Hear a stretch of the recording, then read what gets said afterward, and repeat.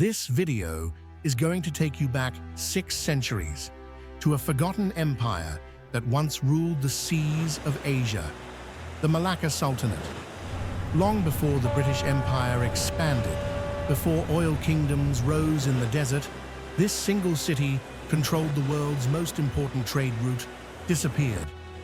Today, we'll uncover how it rose, how it fell, and why its spirit still shapes Southeast Asia.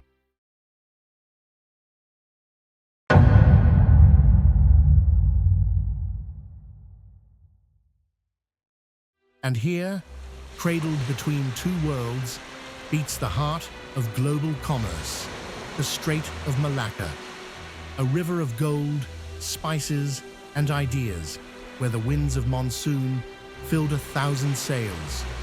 Control this water, and you control the world. From the ashes of his fallen kingdom in Sumatra, a prince named Parameswara fled. A king without a crown, he arrived on this muddy coast, exhausted, hunted, but his eyes still burned with a royal fire. All he needed was a sign.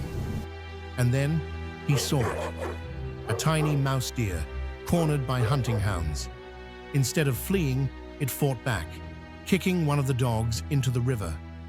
Parameswara didn't see an animal, he saw a reflection.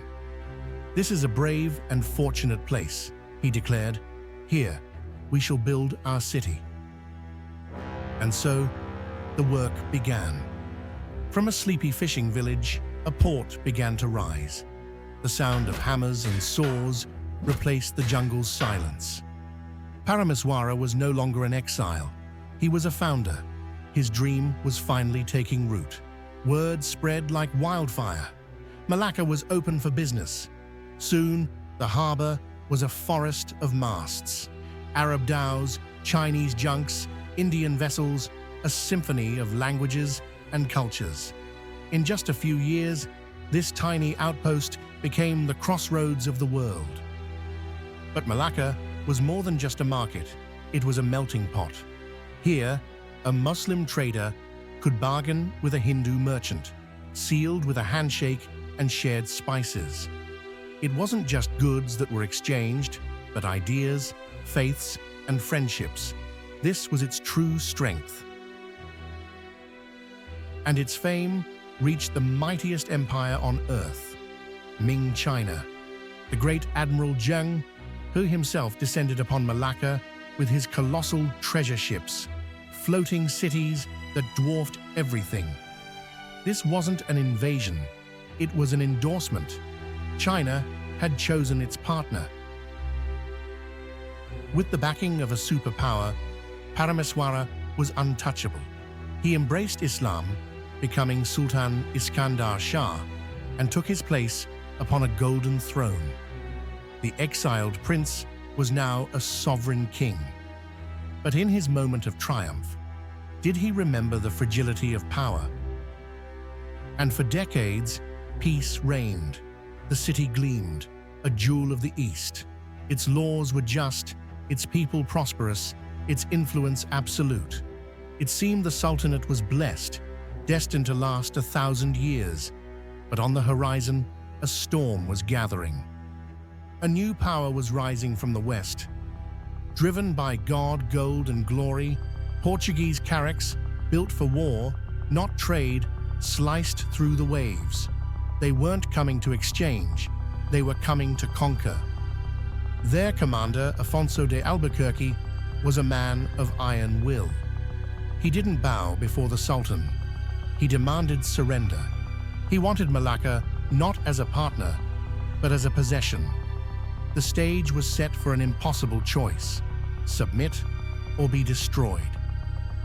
But the greatest threat often comes from within. Portuguese silver whispered in the dark, turning merchant against sultan and greed against loyalty. The unity that made Malacca strong began to crack, poisoned from the inside. Then the cannons roared. Fire and iron rained down on the wooden city. Sultan Mansur Shah and his warriors fought with legendary bravery. But how do you fight an enemy whose only language is annihilation. The city burned. The streets, once flowing with gold, now ran with blood. The Sultan, his crown blackened by soot, was forced to flee his own palace, watching a century of glory consumed by flames. The empire had fallen, yet some refused to yield. The Bendahara Tun Perak and his royal guard made their final stand, holding a bridge against the onslaught. They knew it was hopeless, but they chose to die on their feet, so that the story of their courage would never be forgotten. And over the smoldering ruins of the palace, the Portuguese flag was raised. A new, harsh chapter began. A Formosa, the fortress they built, was not a symbol of progress, but a monument to subjugation. The survivors, the royal family, the keepers of knowledge, they vanished into the jungle. An exodus of the broken, carrying with them the embers of their culture, vowing to one day rekindle the flame. In Johor, a new, weaker court was established. The throne was simple wood, not gold. The dream of Malacca lived on, but as a shadow of its former self, a ghost kingdom, forever looking back at what was lost. For the next 130 years, foreign boots trod on Malaccan soil. The people were forced to build the very walls that imprisoned them. The spirit of the mousedeer was chained, but not broken. So, they kept the flame alive the only way they could, through stories. Grandmothers whispered to grandchildren of Parameswara, of Zhenghe, of the Golden Age. The seed of memory was planted, waiting for spring.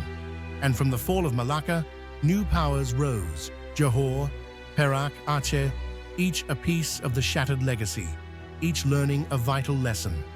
Unite or face the same fate. Through it all, the soul of the people endured.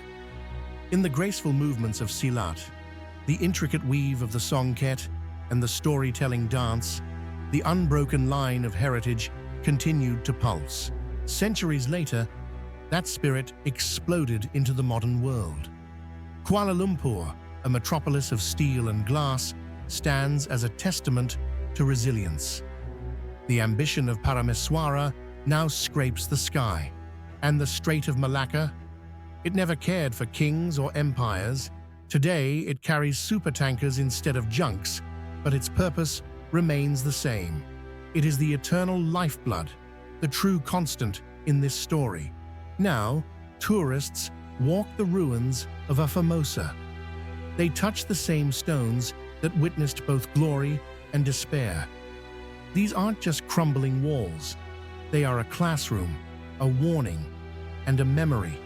And in the protected forests, the descendant of that brave mousedeer still thrives, a living symbol that the spirit of defiance, the courage of the small against the large, is the true, unyielding legacy of this land. In a bright classroom, a new generation opens a textbook. They see the pictures of sultans and ships. The story is no longer a whisper, it is a lesson. The torch is passed. From the vantage of the stars, we see the truth. Empires rise and fall, but the strait endures. It is a silent witness to the endless cycle of human ambition, a constant in the river of time. So what remains of the Sultanate of Malacca? You won't find it just in ruins or history books. You'll find it in the resilient spirit of its people, in the strategic mind of a nation, and in the unyielding belief that from a single, brave act, an empire can be born, and its legacy can last forever.